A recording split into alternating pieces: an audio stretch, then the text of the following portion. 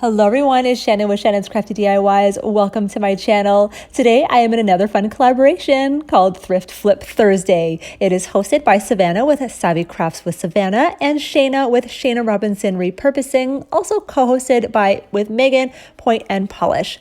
In this video, we are taking items that we thrifted and we are going to repurpose them. So you could do as many as you like. And so today's video, I do have two, and both items I either got from my local thrift store or one I actually got off the Facebook Buy Nothing site. So again, it is Thursday, so remember to click that bell button to be notified every time I upload a new video, because you never know what day it falls on lately with all the collaborations.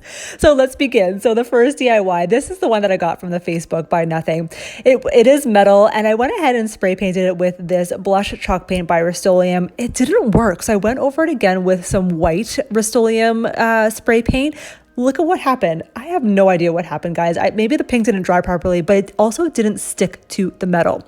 So what better way to do is just, you can still fix it up by improvising here. So I'm just taking some of these large jumbo popsicle sticks that I already had on hand, and I'm just going to measure out the width of them and just using my scissors to cut the length. Now it is a little bit difficult here, but you still can cut through them. And if you can't, you can always use a miter box or something else. So don't worry, there's always a solution. So here you see me just adjusting the size.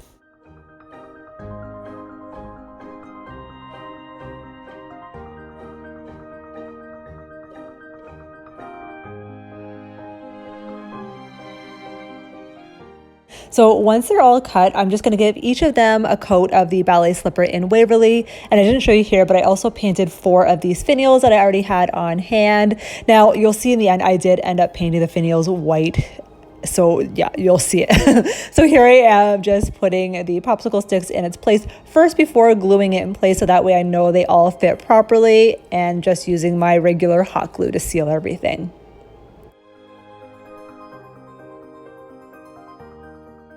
So here's what it looks like with them glued on. Now again, they are pink here, but they will be white at the end. And I'm just gonna go over it a little bit with some white acrylic paint and just dry brush it. I didn't show you this part, but this is what it looks like. And now what I wanted to do is just add a couple little handles. So I'm using some of this nautical rope, and I'm just gonna cut out 2 of the same size to make my handles and just hot glue them on each end.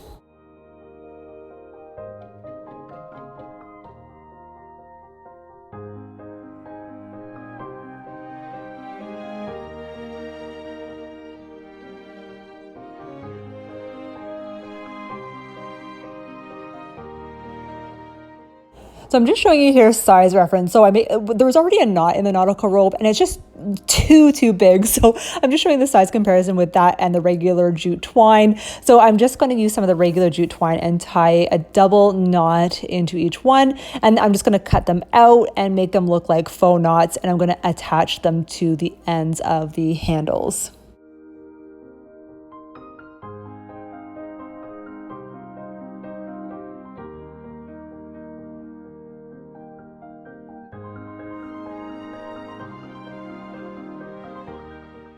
So I'm just showing you either way. You can keep it with the knots or without, but I think it looks so cute with the knots. Guys, here's how it turned out. For something that I got for free, I think this turned out so beautiful. Let me know what you guys think. So I'm just going to go over the host of this awesome challenge. It is hosted by Savannah with Savvycraftswithsavannah. It's also hosted by Shayna with Shayna Robinson Repurposing, and also co-hosted by Megan and Pointe And Polish. Go over to their channels and say hello. I am going to leave their links in the description box, and you will not be disappointed, guys. So DIY number 2, I got this really gorgeous shadow box from my local thrift store, $5. I did think it was a little expensive, but whatever. It's something I knew I was going to make better. So I just gave it 3 coats of the Deco Art Sea Spray. I forgot to record it. I do apologize, guys, but it did take 3 coats. This is the first time ever that I'm using chicken wire, guys. I was a little bit nervous because it is very sharp, so just be careful. Now, in order to unwind it, there was this long wire. So just remember there's a wire. Don't try to keep pulling it apart if you can't. It just helps to hold everything in place. And remember, keep that wire for after. You'll see in my video, I've been using it to tie bows and whatnot. So keep it for later. So again, it is wire, so it is hard to open. So you just have to manipulate it to where you want. So here is the shadow box painted. Again, I forgot to show you, but here I am just going to measure out what I need as far as the chicken wire, because I want to add it to the back of the box.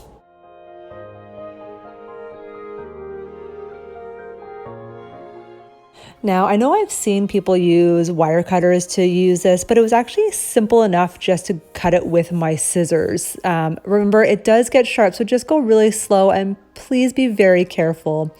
Now that I've cut out the size that I want, I am just going to give it a coat of white paint just to get rid of the silver.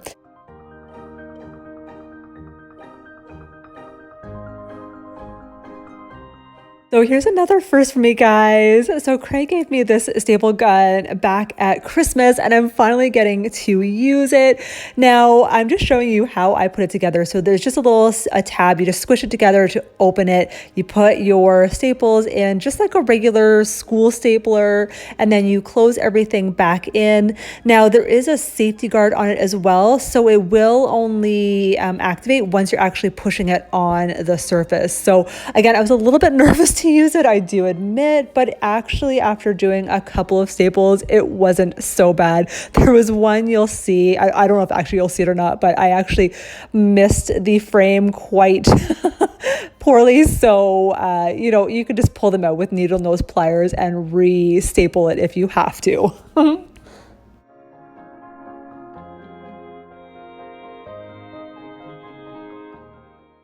So here it is so far, and I'm just going to go through it with my scissors.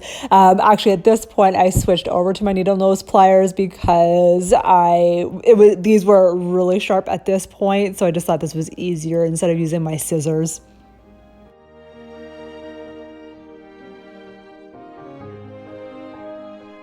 I just wanted to give the box just a little bit more detail, and I just dry brushed it with some of the white acrylic paint.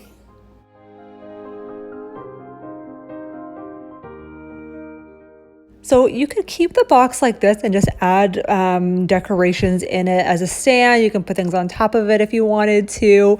What I'm doing here is I'm just taking a picture hanging kit, adding a little nail with a hammer, and just to make a hole first, because I'm going to use some of these eye hooks, and this way it's easier for me to actually just twist in the eye hook, as you see me doing here. So this way I can actually hang something from it. So I got this gorgeous garland from Party City. It was on sale before we had lockdown. And I'm taking some of these beautiful fairy lights from the Dollar Tree. Now, the green didn't go together. They weren't the same green, but to me, it didn't bother me that much. But if you guys want to, you can even just use regular fairy lights if you had this type of garland. So what I'm going to do, since you can't feed the battery pack through the chicken wire, I'm just threading that through first, and then that way now I can intertwine both the garland and the lights together. And I'm just going to make a pretty fair size wreath you'll see here.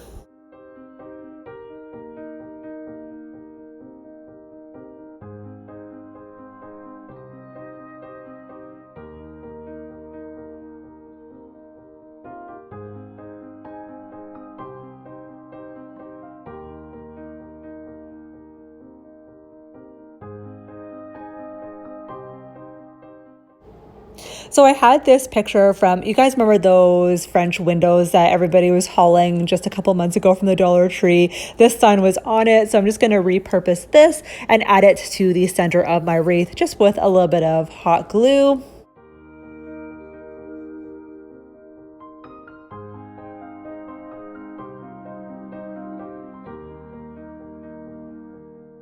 So I just skipped this part, but I went ahead and made a simple bow for you guys.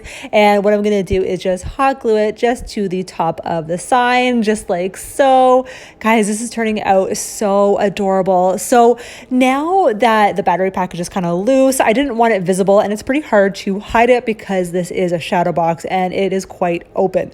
So what I'm going to do is just take some tape and just tape the wires to the back of the battery pack. And then I'm going to take some more more of that wire from the chicken wire and take quite a large bit, and I'm going to wrap it around the chicken wire and the battery pack and just do a twist tie motion and just cutting off the excess.